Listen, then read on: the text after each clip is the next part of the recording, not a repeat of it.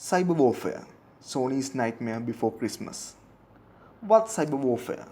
Cyber warfare is the use of hacking techniques by military forces to target foreign key systems. What can a cyber warfare do?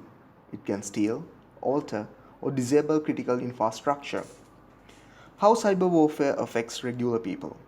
The reason is the created malware by the military are reverse engineered by the regular hackers and used them on regular people. The best example is Stuxnet.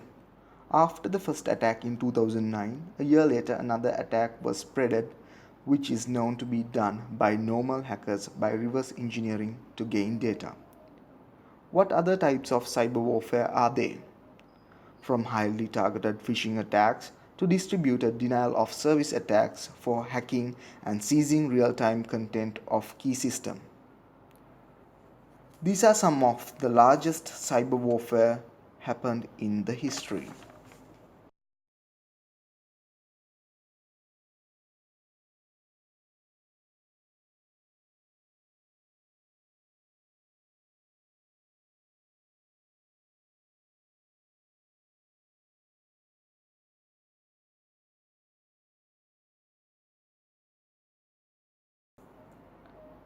Sony's nightmare before Christmas on 2014. The hacking of Sony Pictures computer files, apparently in revenge for a movie about a Zhang plot assassinate North Korean leader Kim Jong-un, makes a new chapter in saga for cybersecurity, cybercrime, and cyber warfare. What's Sony Pictures? Sony Pictures is an American entertainment company that produces, acquires, and distributes field entertainment through multiple platforms. The Interview is a 2014 American political satire film co-produced and directed by Seth Rogen and Evan. The film stars Rogen and James Franco as journalists who set up an interview with North Korean leader Kim Jong-un but are recruited by the CIA to assassinate him, shot in 2012. Sony Pictures, who greenlighted the movie and helped to develop the movie. That morning, when Sony employees started working, only to find out themselves locked out of their computer network by a screen filled with a glowing red skeleton with the following message: hacked by #GOP. The hackers claim to have obtained all their internal data, including your secrets and top secrets. And if they do not obey, they will release the data public. The deadline was 11 p.m. that very same day. The finger was directly pointed at North Korea and for obvious reasons. But no one knew from when attackers began hacking Sony. But according to US investigators, the culprit spent at least 2 months eavesdropping on Sony and copying critical files. Later, one hacker claimed that they had access for at least a year prior to November 2014. The hacker claimed that over 100 terabytes of data had been copied, but never confirmed. How did the GOP attack Sony?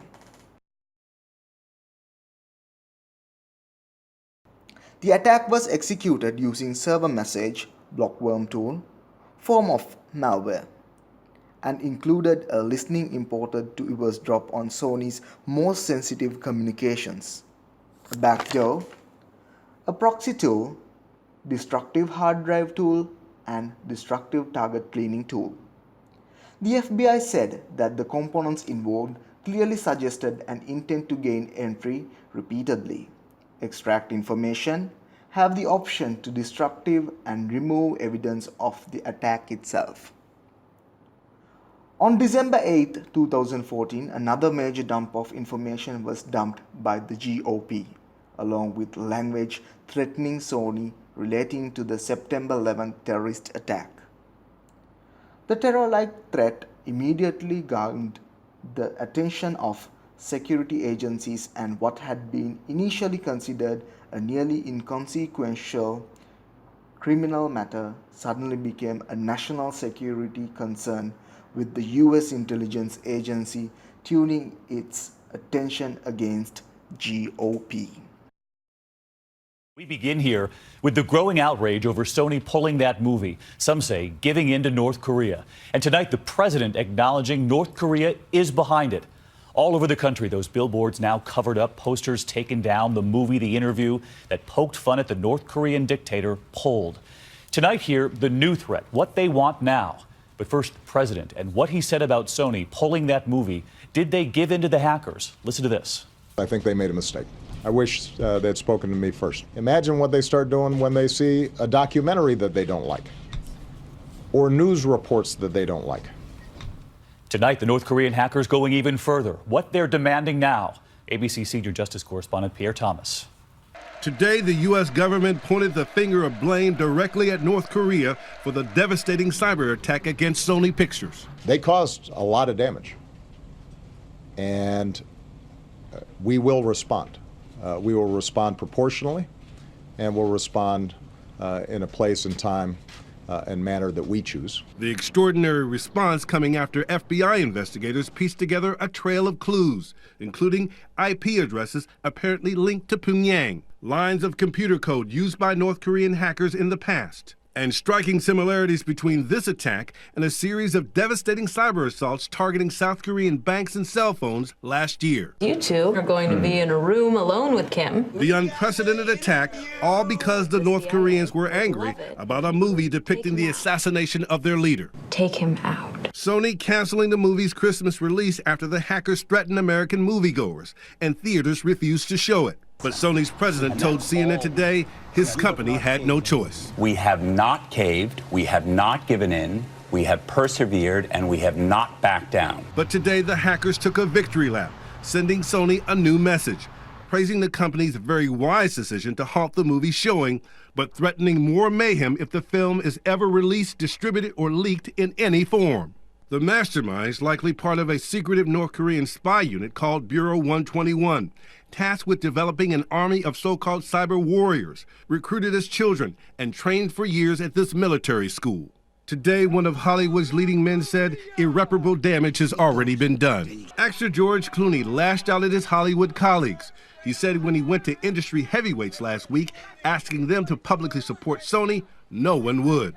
This is how scared this industry has been made, Clooney told Deadline.com. He added, "We have allowed North Korea to dictate content. That is just insane." NPR's with us live in Washington. I understand we're hearing even more from Sony. They're going to try to get some version of this movie out there now?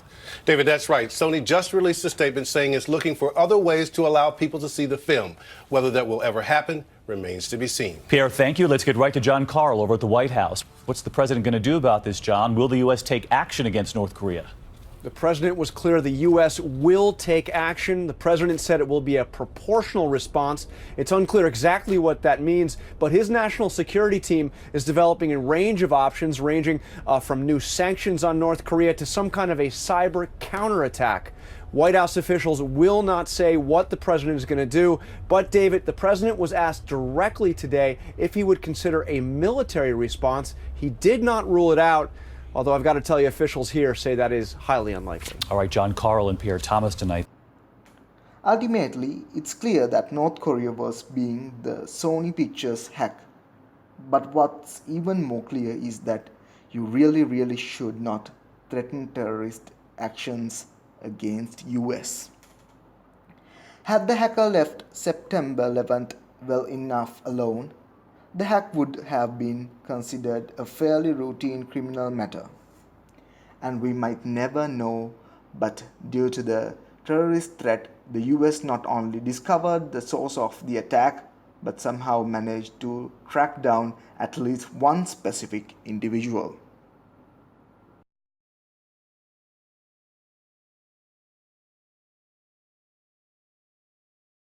What do you know about Sony's attack? And if you need to learn more about Sony's attack, please comment. If you like this video, make sure to like the video and subscribe.